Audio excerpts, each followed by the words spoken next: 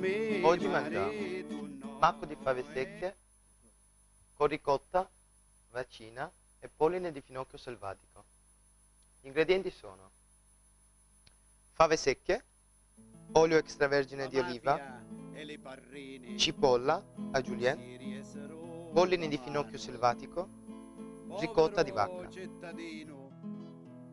Adesso passiamo alla preparazione. Adesso iniziamo mettendo un po' di olio extravergine di oliva. Mettiamo a soffriggere la cipolla.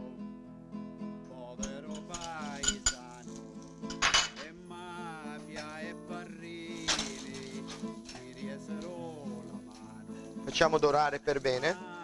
Aggiungiamo le fave secche. Messe a mollo precedentemente per una notte. E il polline di finocchio selvatico.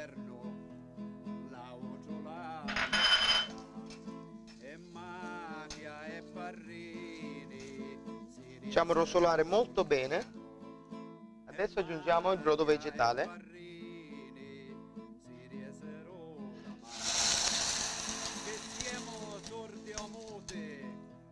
Rompiamo ste catene, Sicilia vuole gloria E facciamo cuocere per circa 2 ore.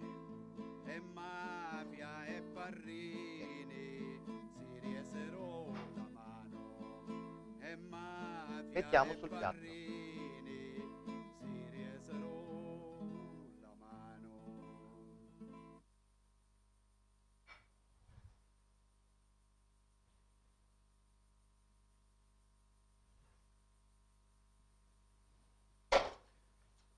Mettiamo la nostra ricotta lievita. E mi moreo lo sceccarietto e stasera non dormo ca.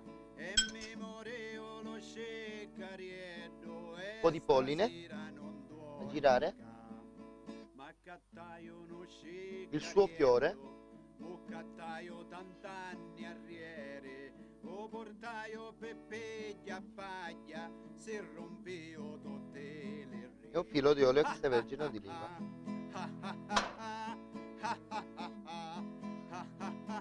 Il piatto è pronto. Buon appetito. E stasera non dormo ca. E mi more